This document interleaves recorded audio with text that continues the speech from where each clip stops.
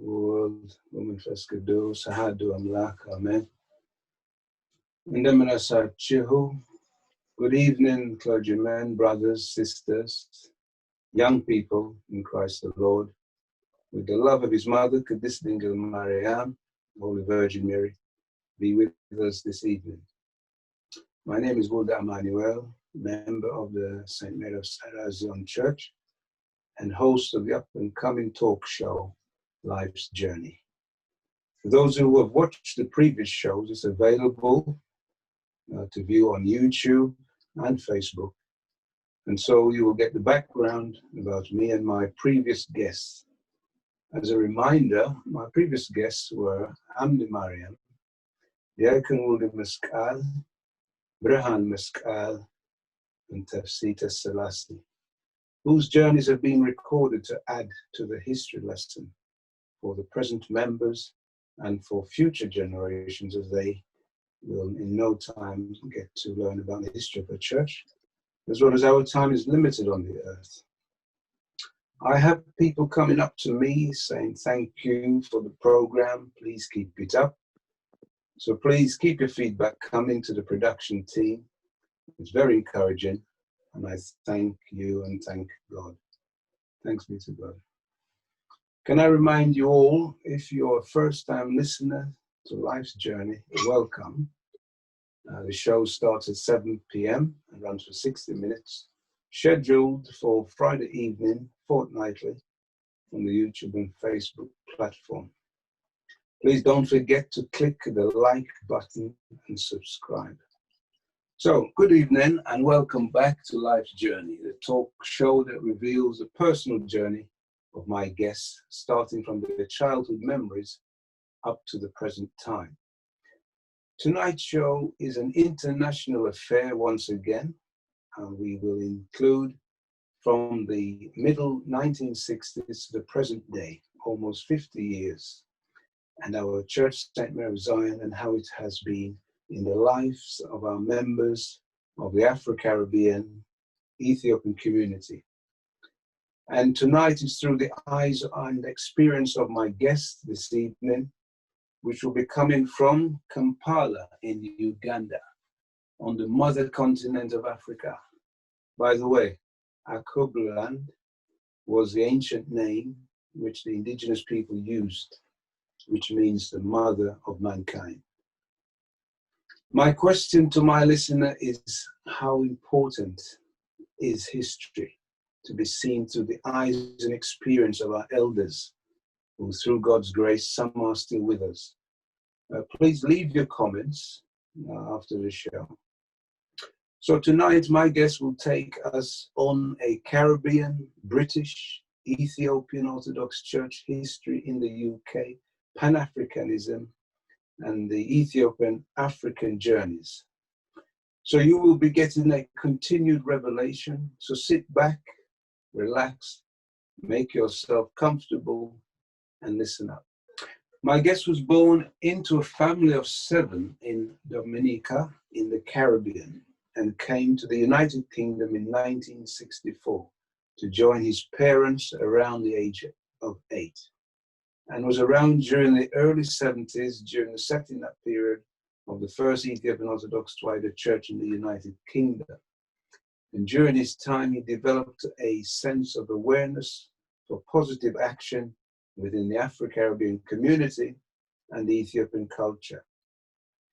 After completing his school, he worked as an electrical engineer repairing commercial television sets, then moving on to be involved in an international commercial shipping and forwarding for a few years.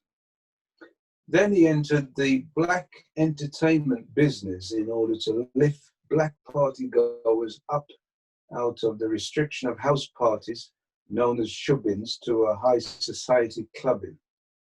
My guest found that his career choice was not delivering where he wanted to be in life. And so he went back into the educational system at the South Bank University in 1983 and studied law over a 3-year period, graduating in 1986 with a law degree. Now, using his law skills, on one occasion he investigated wrongdoings within a family context, which in the end was a favorable outcome for the investigating family.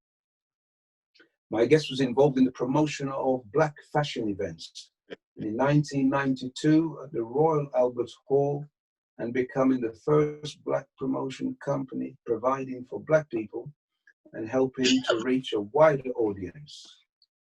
The last black person prior to them to put on a show at the Royal Albert Hall was under the leadership of the Honourable Marcus Mosiah Garvey. This event got the attention of the London Weekend Television, LWT, which led to a high-profile interview with the production team. My guest discovered the Ethiopian Orthodox Church as a young man in 1972. And because of his studying and reading and encountering with the Ethiopian World Federation. In 1987, he was baptized along with his wife during his time in Debrecen Church. He worked hard in trying to unite the different cultures around the spoken language, also witnessing the effect of the division of the church with the two patriarchs. Have you worked out who this person could be, yes? Don't worry, I'm still got a little bit more information to give you if you haven't. My guest made his first visit to the motherland, the land of creation on the continent of Africa, as named by the Greeks. In 1983 and again in 1986, then permanently resettling in Nairobi, Kenya in 2001. Living there until 2006, he went on to move on to Kampala in Uganda, where he resettled, and during these journeys have gained two beautiful daughters and even arranged scholarships for his son to study in Africa. During his work in these countries, he was introducing the Caribbean cuisine whenever he settled down.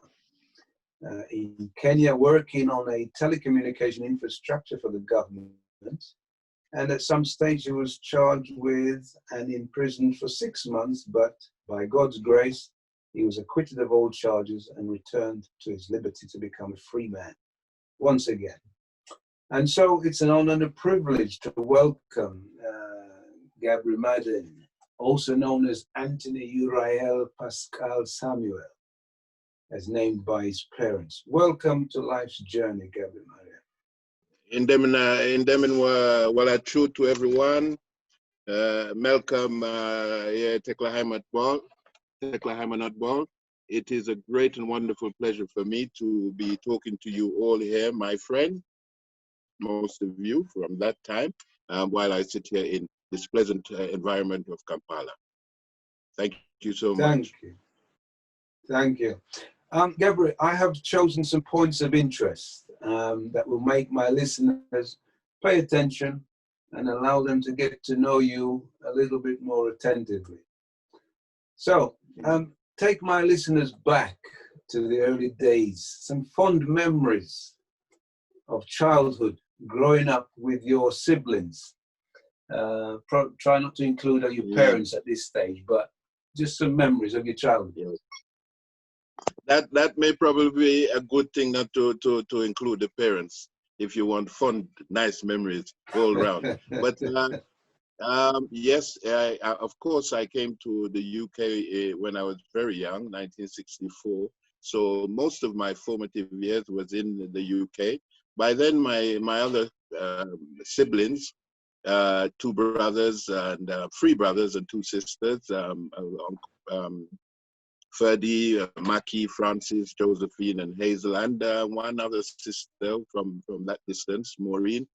We were all here, and you know, interestingly, those days were good days. Going to school dinners, the facilities that were available were all good things. But of course, the racism was still inherent there, endemic, and we were tough. We were tough to have been able to weather that storm, but yet have wonderful childhood memories, playing on Wandsworth Common, playing in Battersea Park, Clapham Common, all these places where we used to play, go and watch as a younger boy. I'd go and watch the brothers. In those days, we played cricket more.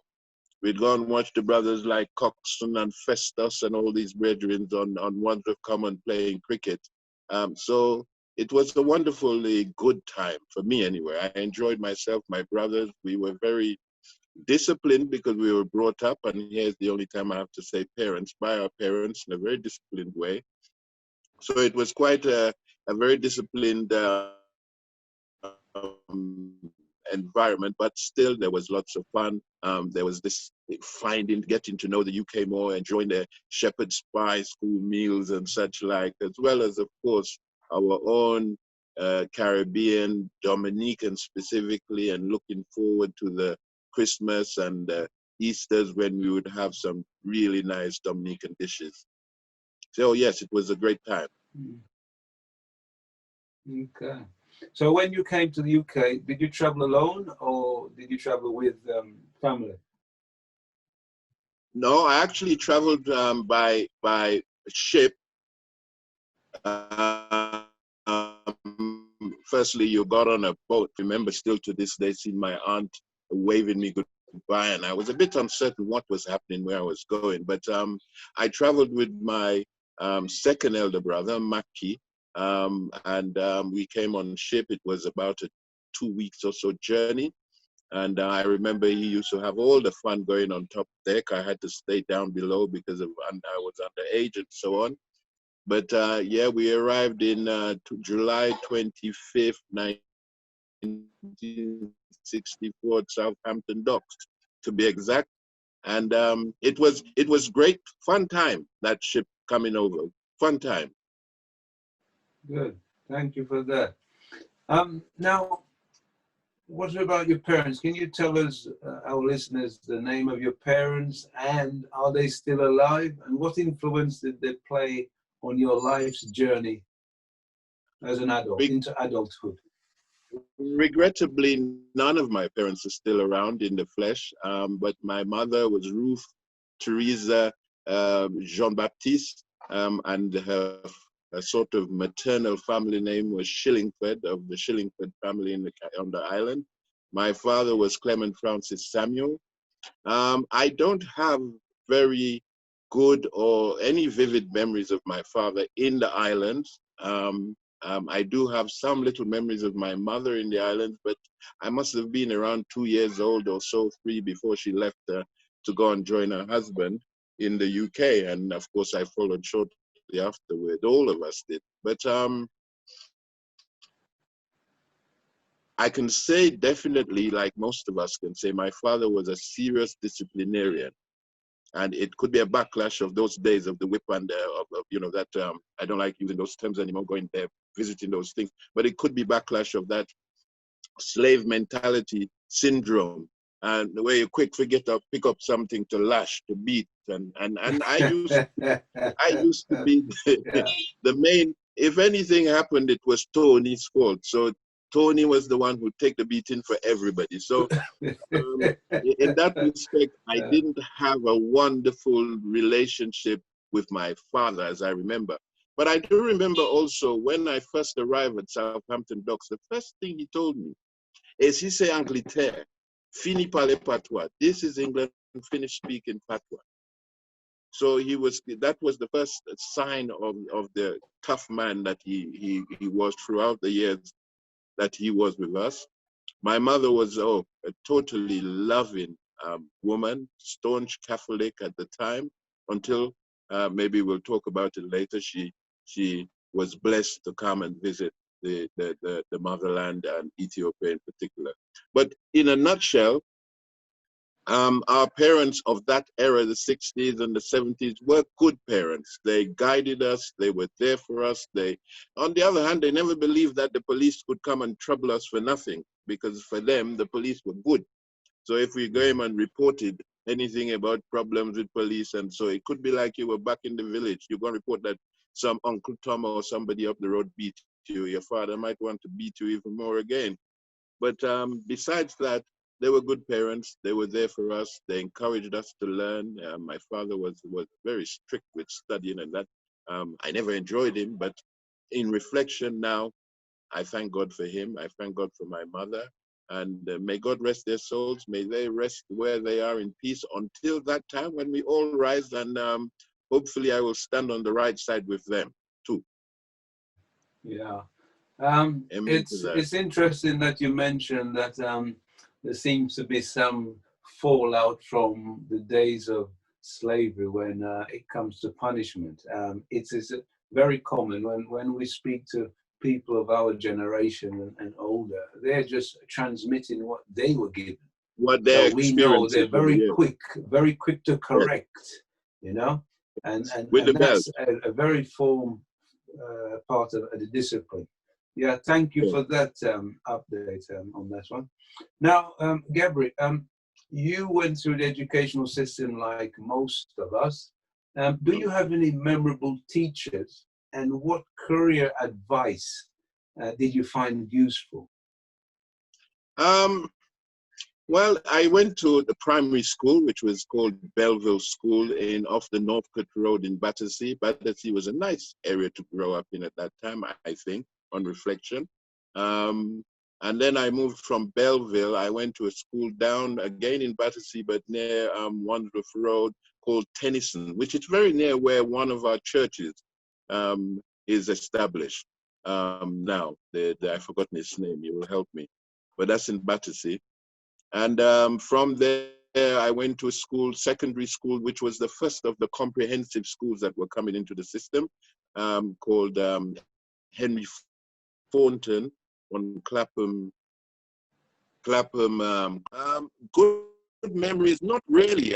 Memories, you know, teachers used to love to bend the cane and be quick to beat you, especially if you're a black boy. But there was one teacher, Mr. Harris, during my secondary system all along. He was one of them who seemed to show understanding and care, genuine care for young black students, pupils, understanding their background, the challenges they face in society as a whole. And he always used to say, don't follow the other teachers and just as they tell you, become a carpenter or a bricklayer. You can do more than that. Think, use your head and think and study. So yes, I never forget him, Mr. Harris. He was a great person and a great human being. And again, like my mother and father, I hope he is safe and blessed and resting until that time. Yes, thank you for that experience. Up until now, I think this is the first positive feedback that we've had in relation to the school system and a teacher who's actually encouraging and promoting a positive future outcome for his students. Yeah, thank you for that one. Now, I know, Gebre, you're a father of many children and you have grandchildren. Can you share with us their names and how they're doing? And will any of them follow in your footsteps, becoming a Pan-African, promoting Africa and living in Africa? You have, beginning all the T's, Tesfa, Tafari, Tijani, Tishoma, and cases highly Mariam may well know, I called the last one Timisgun, because Timisgun in Ethiopian language means thank the Lord, Lord can no more. Those are the sons. There is one other one, Mark Anthony, he's the first son. And you know, God knows everything, so it would not be right for me to exclude him from this list. He's a doctor, he's quite mature. I don't get to see him much. Well, don't see him, but I hear of him. Then I have two daughters. One is called Christina. She's a teacher, has traveled to Africa, South Africa, quite extensively, born in Nairobi. Her name is Ruth Ndunge, everybody in Samuels. But firstly, Tesfa, the one of Hope. Tesfa lives here in Kampala. We don't see each other very often, but we're in regular contact because of the distance, but he's doing very well. He left England at a critical time of his life, and coming to Africa was, again, because of course he had studied for up to 4 years from 12 years old in Ethiopia. And so coming to Africa again was probably the best thing for him. But he's fine, he's doing agriculture, he has a Kenyan wife, and he's blessed me by giving me a granddaughter, which makes the family have second generation blood on the continent. The other one is Tafari. He's in London. He's a very staunch 12 tribes dogs. I always the story of the prodigal son. I call him the one that never left. So sometimes he complains, but at the end of the day, he was always the one that was there and stood the test of time. Tijani, most people listening here, our brothers and sisters may well know of him, Haile Maskel, who, by God's grace, God's blessing, at a very critical again time, because London for young Black youths is very challenging, and it's so easy for youths to get lost and go off the rail, because that disciplined parents that I certainly had and you had, we no longer have them again. It's second generation of us. And if some of us have not, most of us didn't keep that discipline that our parents passed on to them, which they got from their parents.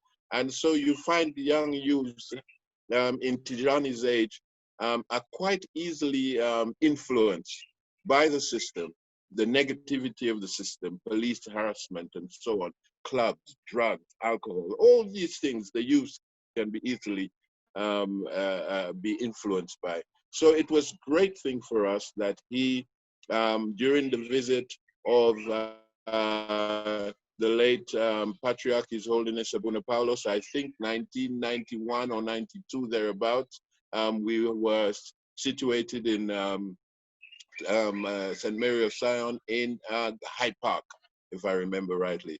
But yeah. Tijani's involvement in that fracas resulted in him being invited to come and study in Ethiopia and take up a scholarship, which, unknown to our Holy Father, was a godsend, because we were at a bit of a loggerhead as to what to do, but it was a godsend. And Tijani is the talented young man whom I'm very proud of, like I'm proud of all of them. But their mom said, you have 5 fingers, not one is the same, so don't see all your children as the same. Everybody has different qualities, but you can still love them all, but in different ways.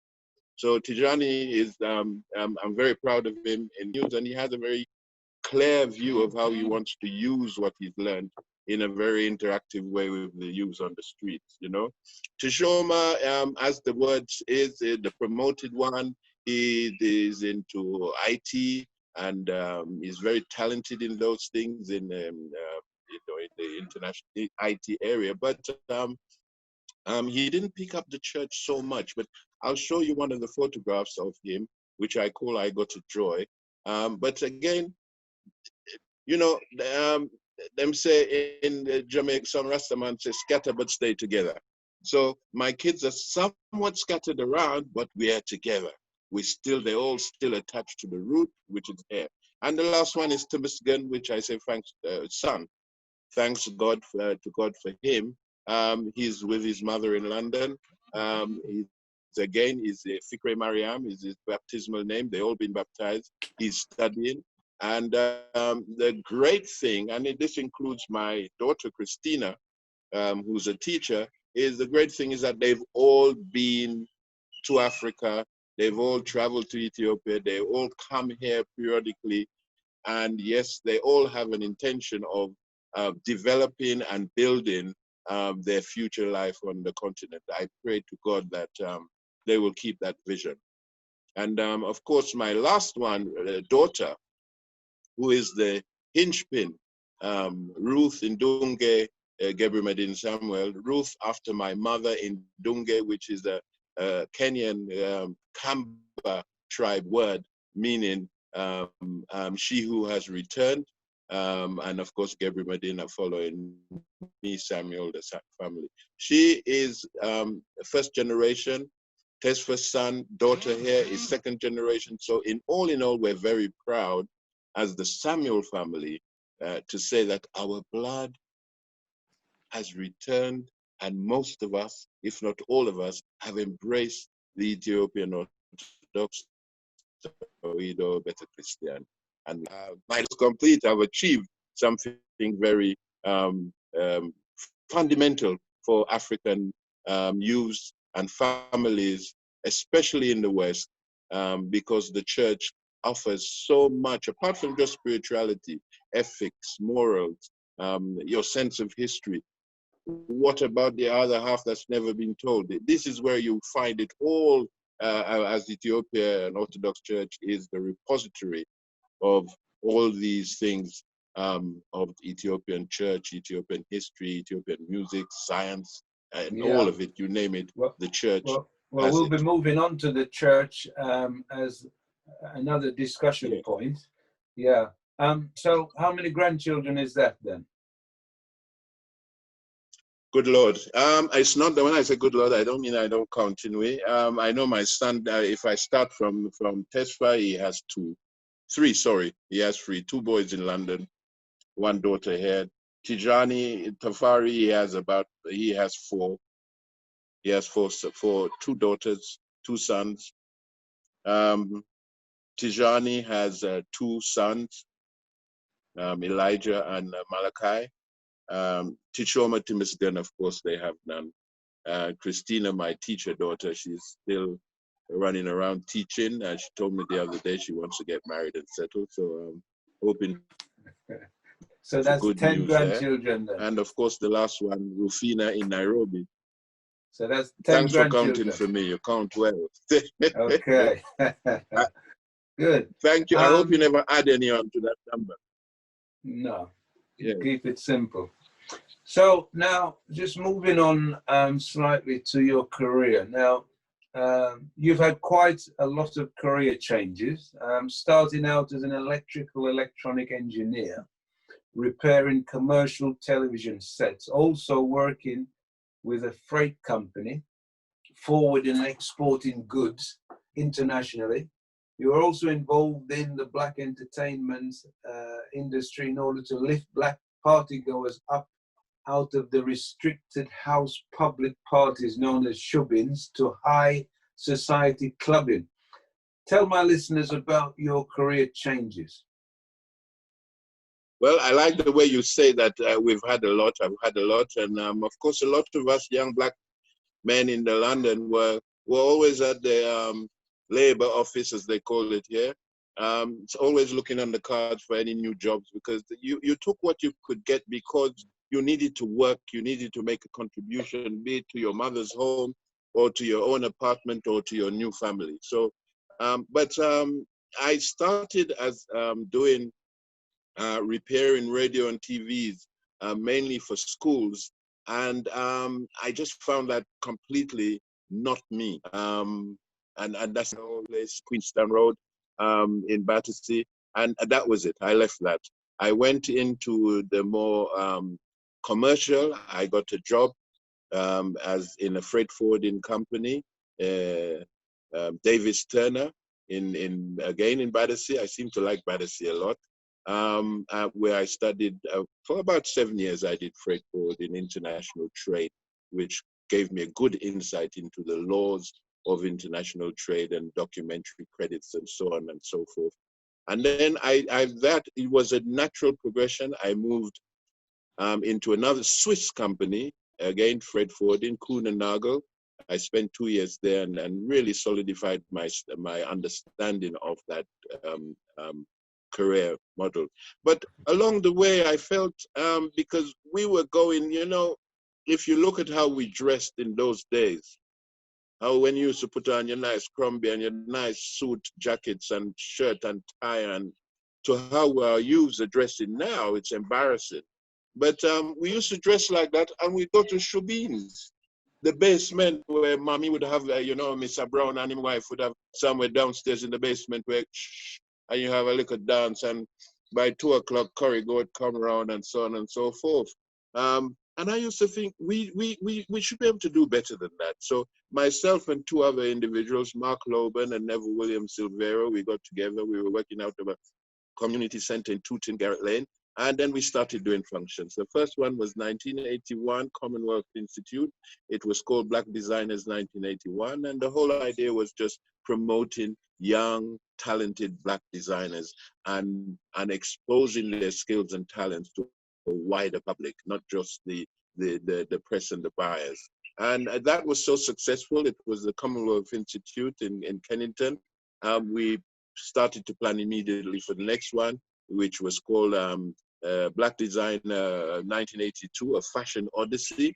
We had our Jamaican culturalist, I call her, Louise Bennett, was our main host for entertainment. And that was very successful at the Royal Albert Hall in Kensington Gore. And you've mentioned already the history behind Black organized events there, and we're happy. I'm proud to say that ours was the only one. I'm sure there has been others since up to that time that was organized by a Black promotions company, Studied Law, at South Bank. It was called South Bank Polytechnic at the time. And I studied law, I qualified, and during that period, I was very fortunate to have known Mr. Zaidi of Bowman and Zaidi's in Brixton, who was connected to some high-profile legal firms in the city. And through that, I was successful in assisting some lawyers up there in doing some investigative work, as you quite rightly called it. And I was able to secure my articles, as it was called then, in a city firm, and which led me to Africa, ultimately led me to meet my first African client.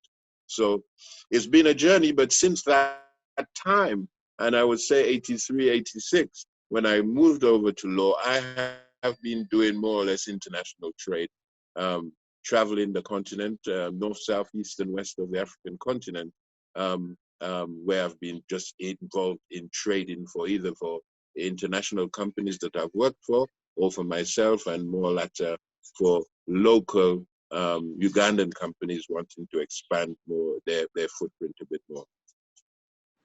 So it's been a journey, but it's been an enjoyable experience of work and interaction with people of different cultures and languages and so on. Yeah, we will probably get a little bit deeper into what you actually done in the African countries later on in our discussion. Now, just moving on to the spiritual side, when did you discover from within your heart that God was to become your reality and your life changed to serve him?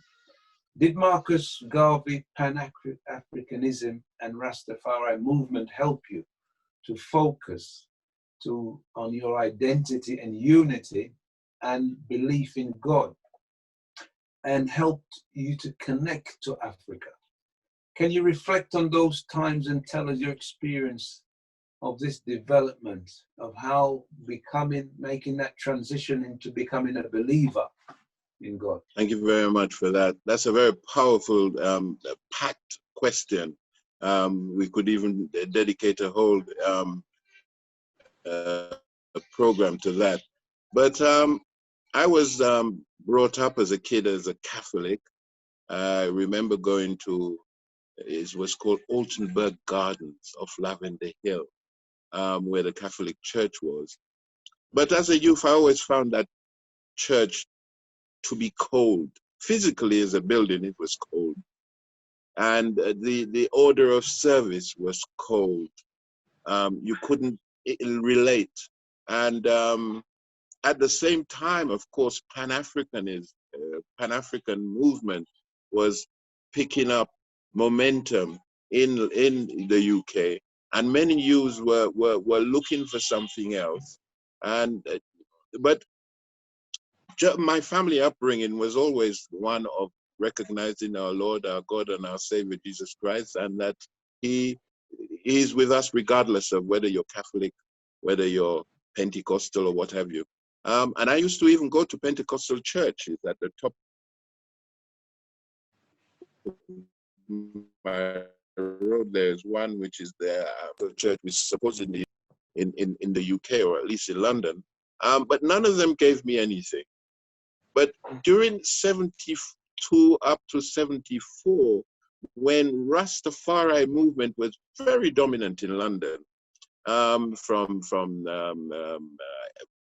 where you had that place called, where the EWF was housed in Kennington, St. Agnes Place, and of course in Tottenham, RUZ. I began to slowly get exposed to the Rastafari movement and its spirituality.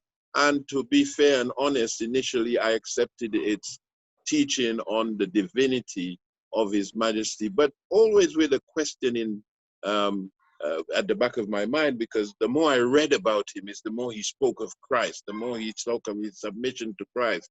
And I thought, if this is my inspirer, that is His Imperial Majesty Emperor Haile Selassie, then I have to do the things he do also.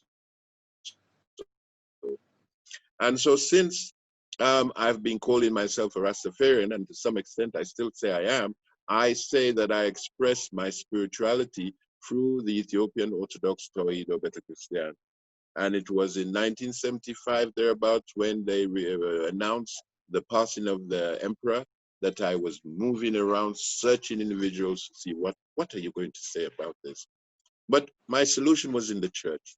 And by this time, our dearly beloved father, Abba Aragari Gabriel, who later became Abuna Johannes, was there, Denby Street, teaching us about the church, teaching us its history. And I think that's what a lot of us got us more even attracted to the church. The history, the biblical evidence that you could now look at yourself and see yourself as a Black person reflected in the Bible, not the way they were teaching it. And also, of course, as the more you read about His Majesty, the more you read that it didn't matter whether you're black, white, brown, pink, or blue. God loved us all, and still does love us all. But the Ethiopian Orthodox Tawido Church was and is probably the best expression of the Christian faith for a Rastafarian or a Pan-Africanist who is looking for more than what he has to embrace that church. It's apostolic. It's one of the early churches linked with the Church of Jerusalem, and it can take its roots all the way back to Genesis and beyond that recorded history. So it inspired me, and the more I got involved, the more I listened to the chantings, the more I prayed, the more I followed the Kedasis, and the more I got so taken in by that spirituality that transformed my life. Not to say that I found Jesus, but now I saw Jesus in, as Marcus Garvey said, we shall worship Him through the spectacles of Ethiopia. So I was now able to be a real good Christian, an Orthodox Tawido Christian, through this ancient and beloved church that we still embrace today. But this is how I feel about my faith. That's very interesting, and the fact that you mentioned that you was always a Christian, you was brought up that way, but the connection between our background, our culture, didn't seem to synchronize. It's as if they didn't want it to synchronize, but just be obedient and just follow, and that's enough. Well, but yeah, it's very important that we who are able to make a distinction, able to see and get information, we could clearly see that something is wrong. And like you and others that made that step, you know, they've found the actual link back to Africa. And that is very important, the connection to be made. Thank you for sharing that, Gebre.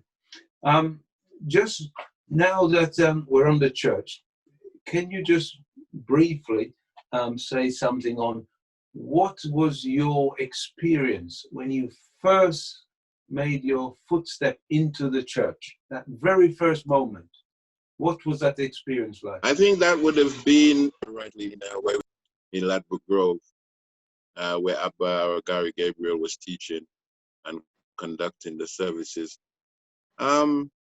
It was transforming. As I said, listening to, even when you, at first you heard this sort of archaic sounds, which, you know, this kind of nothing like what we're used to, you know. But again, as I said, the more I listened, the more I studied, the more I was told what it is. It's anciency, the language of the early fathers. Is the more you forced yourself to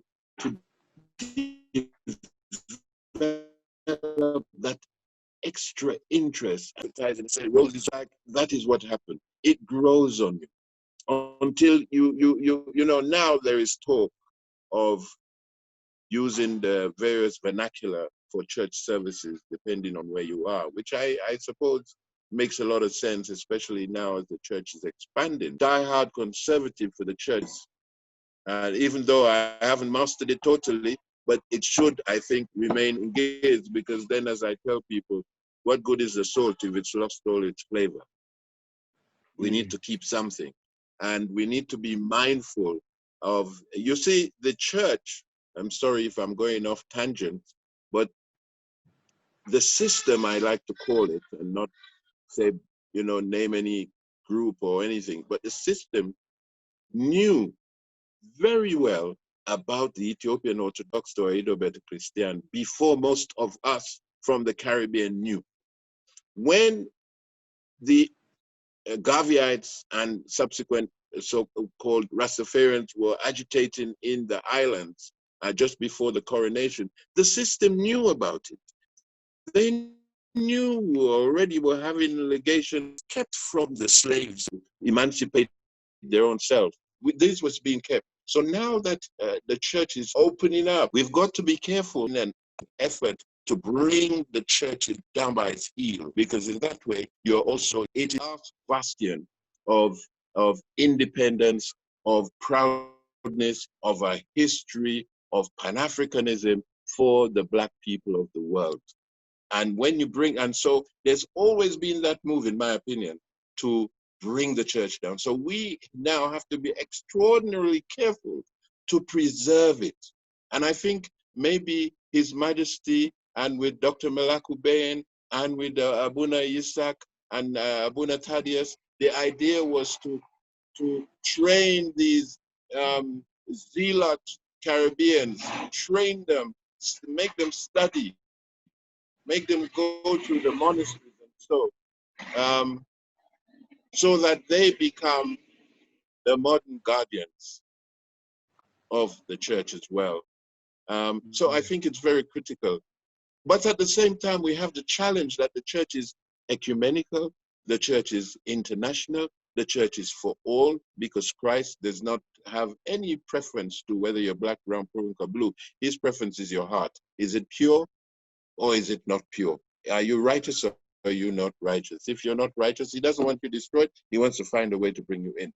So we still have to find a way to make the church be accessible to all, but at the same time, its roots, its foundation must be to what it's, as it's described by Abuna Yisak, the integral African church. It must find a way to retain that sense of identity.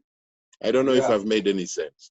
Thank you. No, that's very, very clear. In fact, it touches on some of the other points that we would be discussing, but we can rearrange as we go through. Now, on your actual baptism day, when you was baptized, can you share something with us on that one? And first of all, I must mention that we are having a little bit of problem with the communication, but I hope the listeners be a little patient, and I do apologize for that. So on your day of baptism, Gebre, Medin. I was baptized on the 10th of October, 1987, with my wife-to-be at the time, and she was baptized and given the name Maskel Mariam, and I was given the name Gebre Medin. and some time later, because when I first saw her, I was committed to marrying this lady. But that experience was a bit of a mixed thing, because I was anticipating and expecting an immersion, complete and absolute immersion.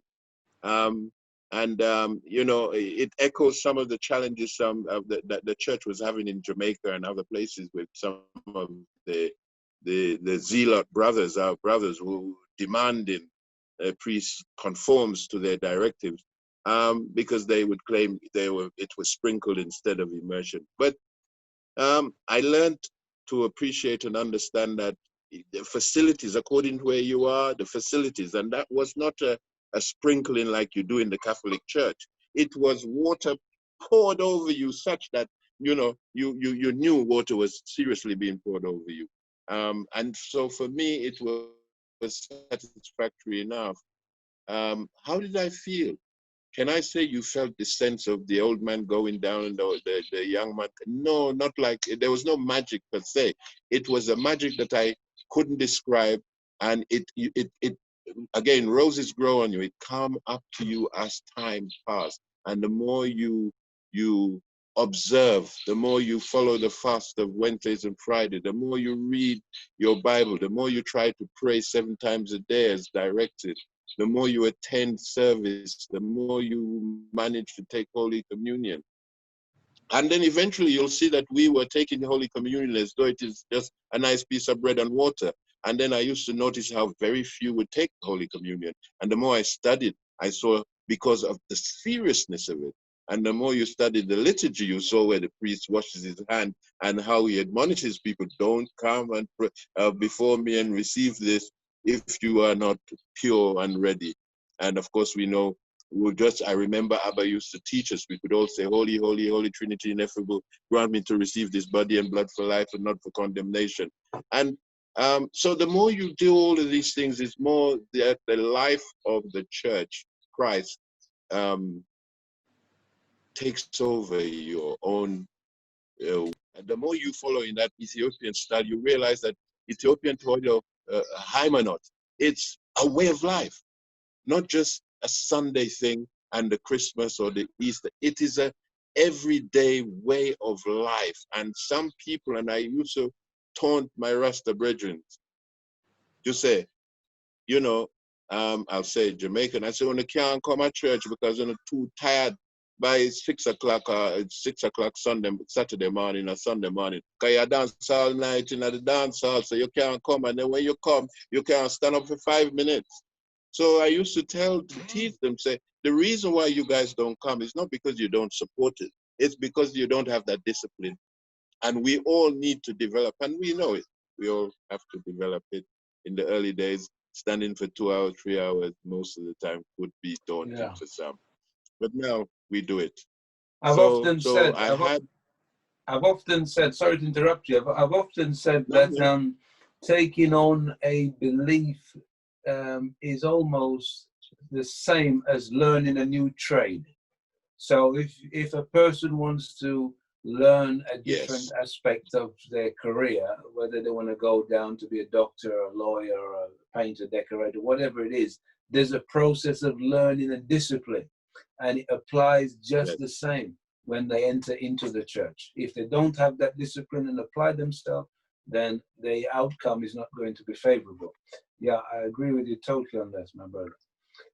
Now, to be fair, Welde Amanu'el, if I may, just to be fair, every coin, there's 2 sides to every coin.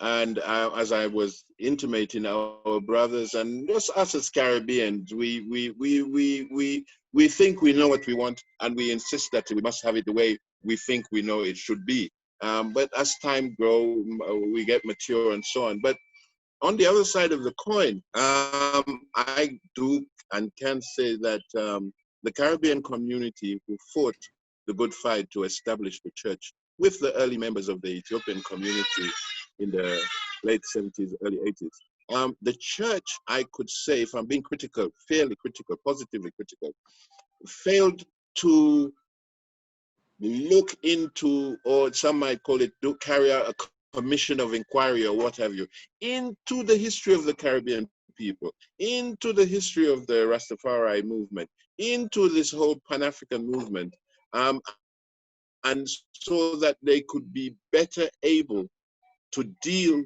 with the influx of brothers and sisters who were coming in, because at long last here's an alternative to Western Christianity. But unfortunately, I have to say, unfortunately, there was not enough of that.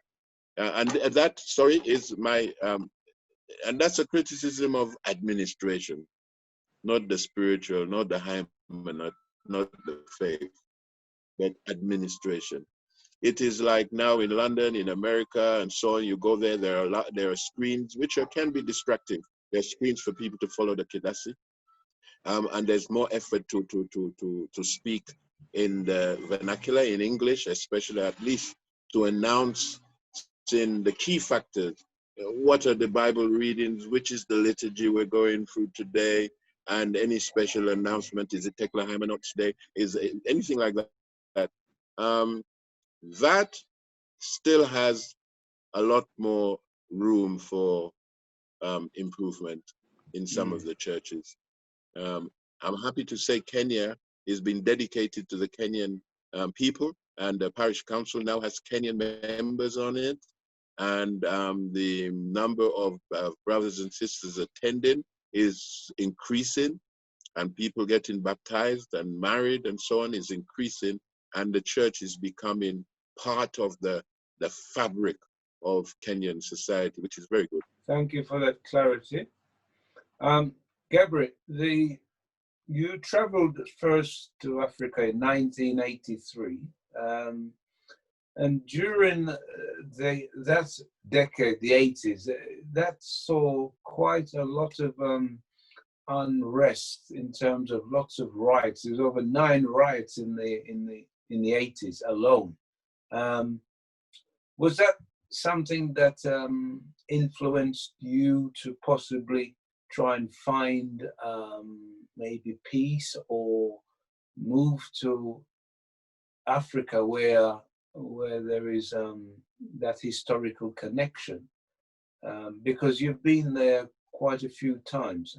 Your second visit was in 1986, and again you settled there in 2001, and then further moved on to Uganda in 2006. Take us through these journeys that have led you to Africa, and how you've been working within that context.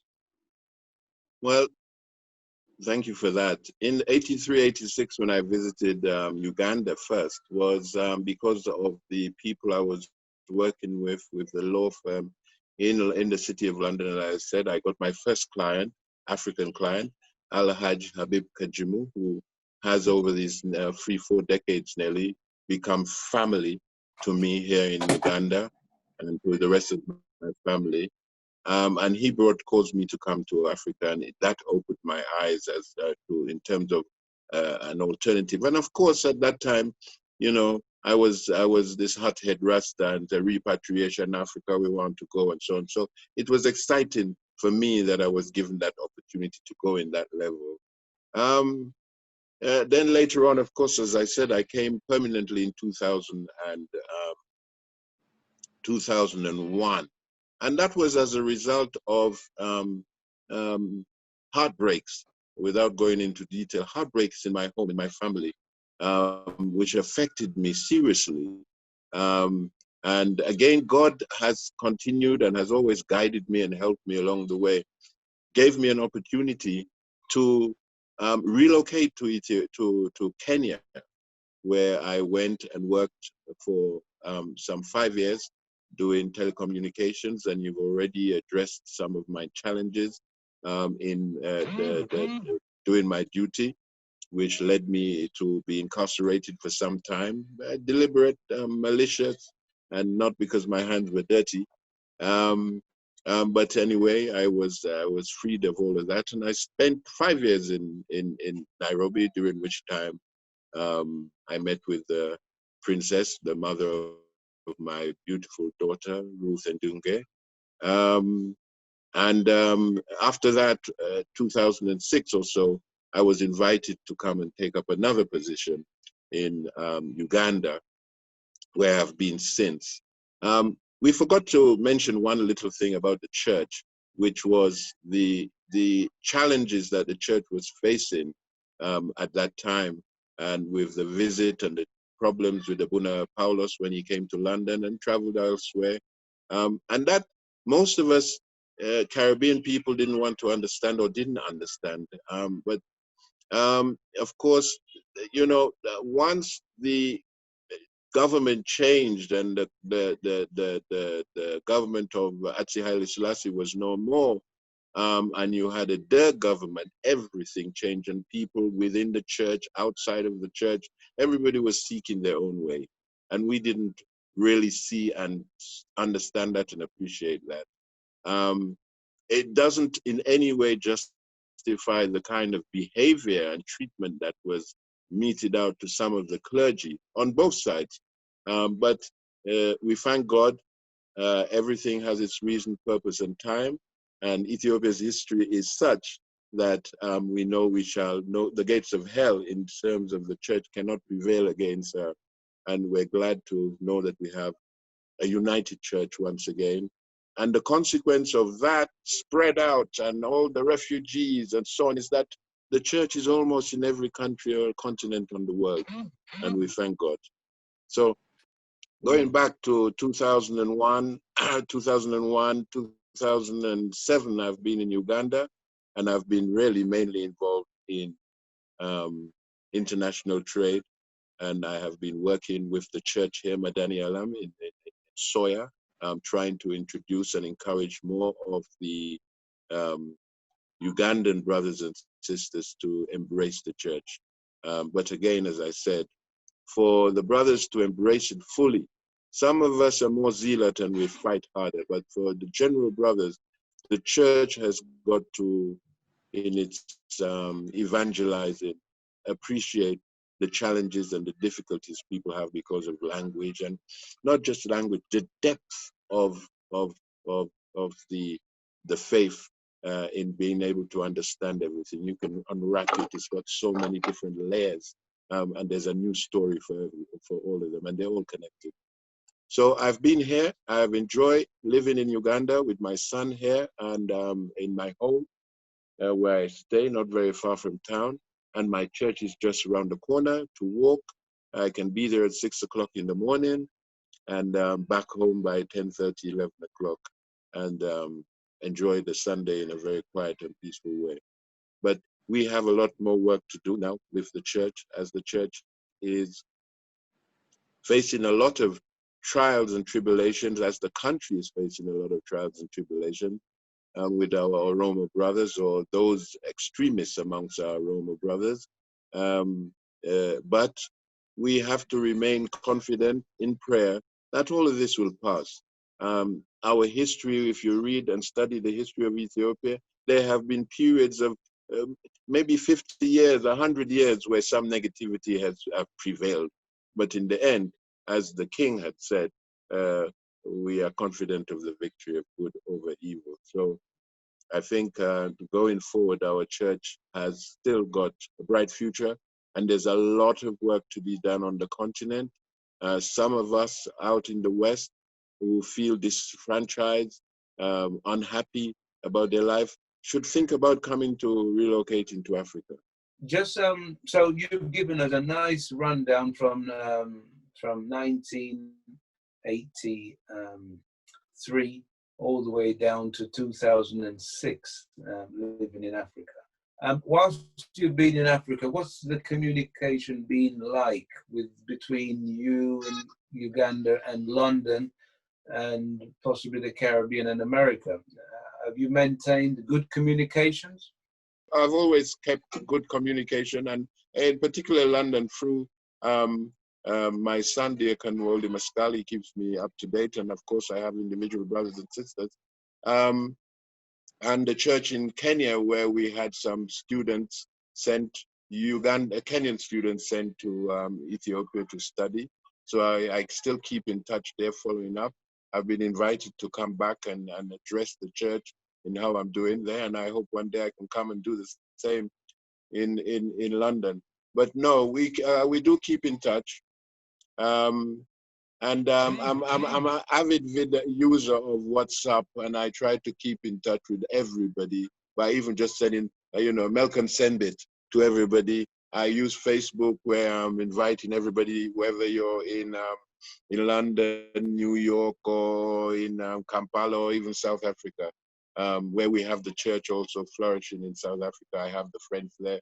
Zambia, I keep in contact with brothers who are trying to build a church there. Brazil, I have two brothers who are trying to make contact with Abuna Yisak, not Abuna Yisak, forgive me, Abuna Thaddeus, to see how they can get a church up and running there. Okay, now, Gebre Mariam, now that you've given us a dynamic life's journey, what advice would you give to someone watching the show who is not sure whether to pursue a career living in Africa?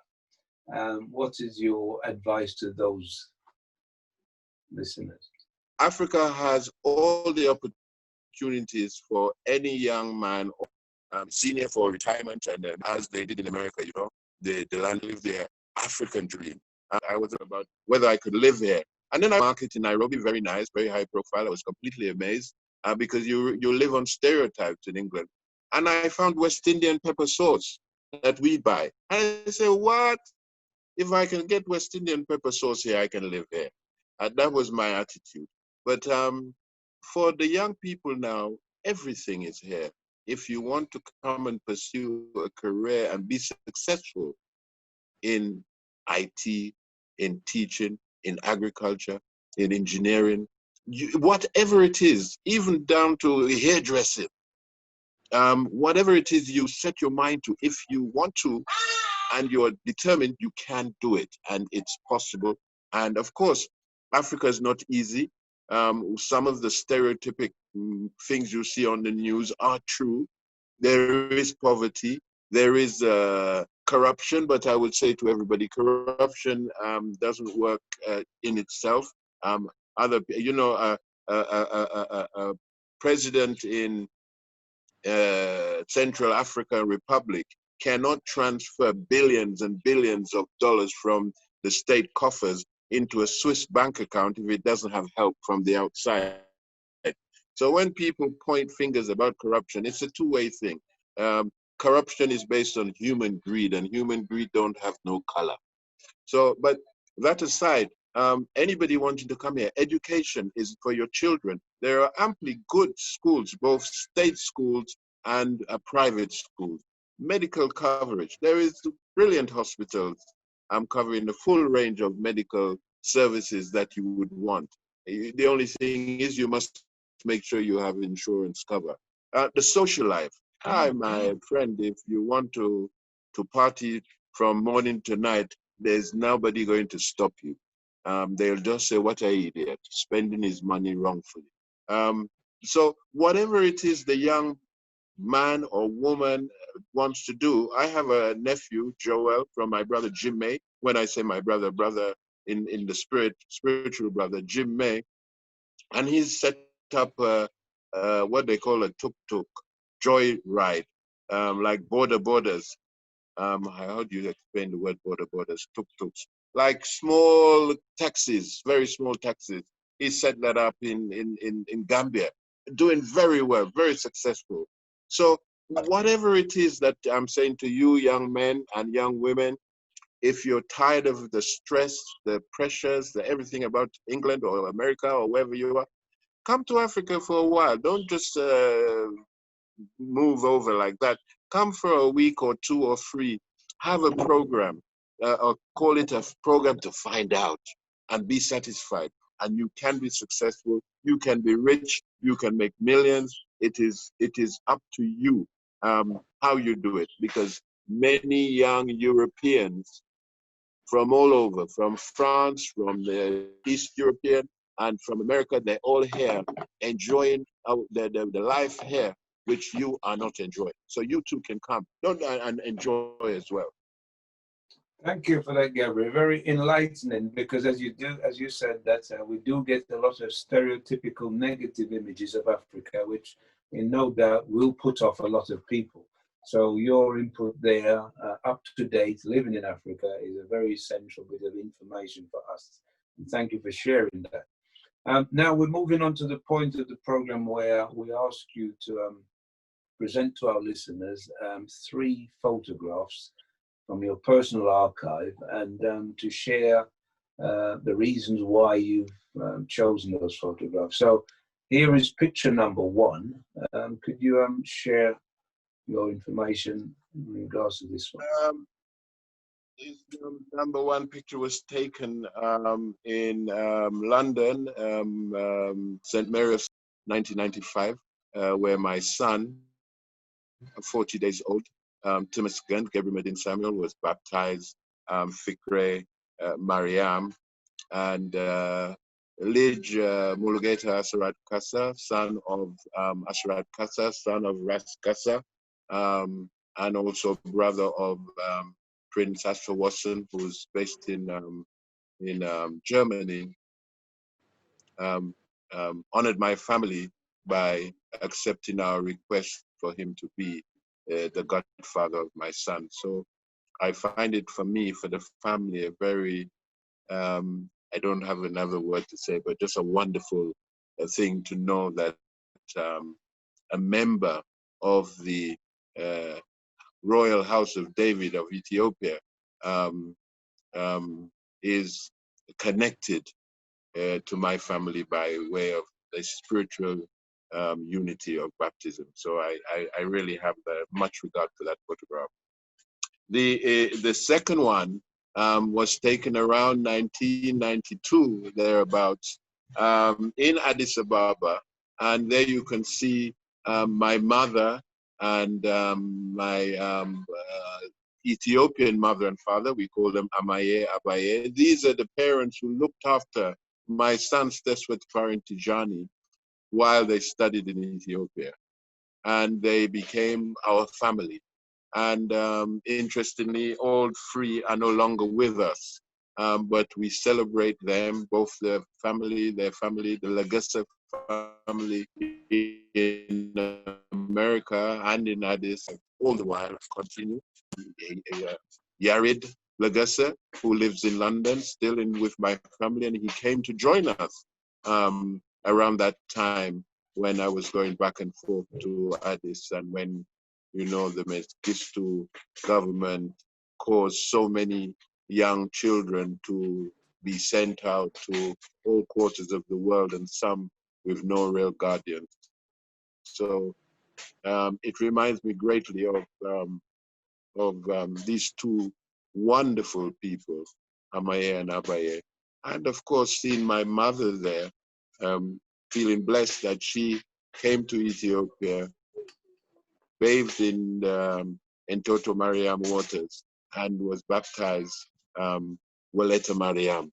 And so I another photograph which means a lot to me. The last one, we see our brother in the church, became Gebre Jesus, with the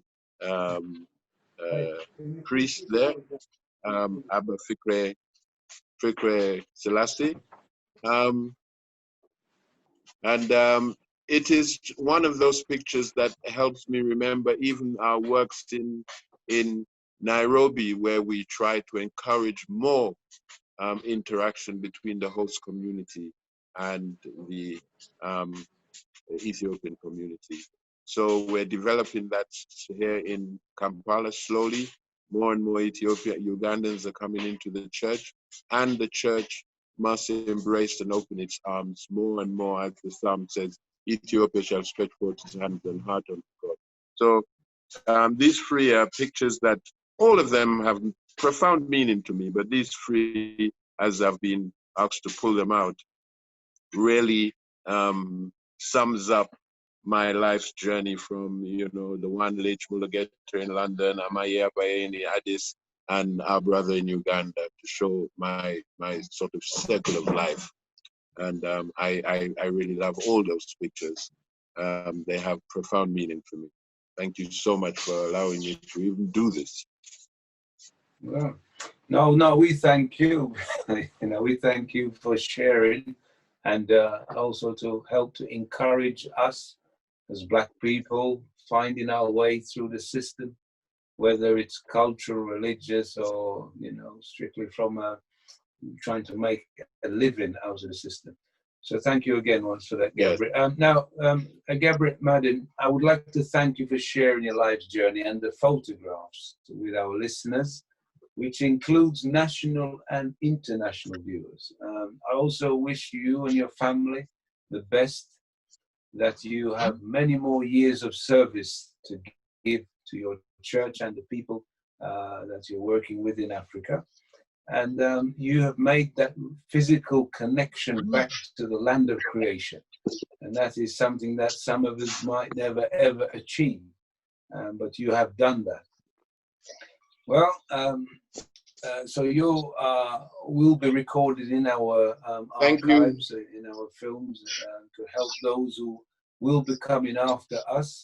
They can get encouragement and a way to move through this life, this system that we have to negotiate through. Thank you, Gebre. In closing, I just want to say thank you to you, Welde Amanu'el. Thank you to Haile Mariam. Thank you to the church, my fathers, who tutored me in the early days. And thank you for all my Ethiopian friends, Tserha, Yeshi, Getachew, all of them, they all know who they are. And our efforts and our struggles from 70s to now to build and develop the Ethiopian Orthodox Church to what it is today. And I just want to say finally to all the young people, and even the elders, come and retire. I see so many English people here who have retired. They live on their pensions, they have a humble apartment, and they're just so happy. So the elders, you can come and retire if you don't want to go back to the Caribbean. But the young, come and experience. Some people come here on a Friday. They take a flight on Friday to Kampala. They do some work, and they're out on Saturday night or first thing Sunday morning. They get the first available flight out, and they're back in London by the evening, almost ready for whatever they do on the Monday. It's possible. Many of our Rastafari brothers sit and still beat the drum and chant, Africa, we want to go. While people of other races and backgrounds are just buying a ticket. Buy a ticket, pray to God, believe in your God, believe in your faith, and I say embrace the Ethiopian Orthodox Church, and all will be well. May God bless us all. Thank you so much. Thank you. Thank you, Gebre. Well, we're at the end of another show. It's been a life's journey well told by our elder brother, and I hope you, my listeners, can feel a sense of attachment and motivated to keep our history and to move forward with confidence. I thank God for allowing a continued opportunity that our members can feel part of the sharing of a life's journey. Our next show will be the following fortnight, and I hope that we have the opportunity to host future guests that we've lined up. There are some technical issues that, of course, we have to overcome, so things don't always run as smoothly as we would like. But remember, it's a Friday at 7 p.m. Okay? This is Wolde Amanu'el saying good night, sleep well, and may God be praised. So until we meet again, we'll We'll Maskel Gebre.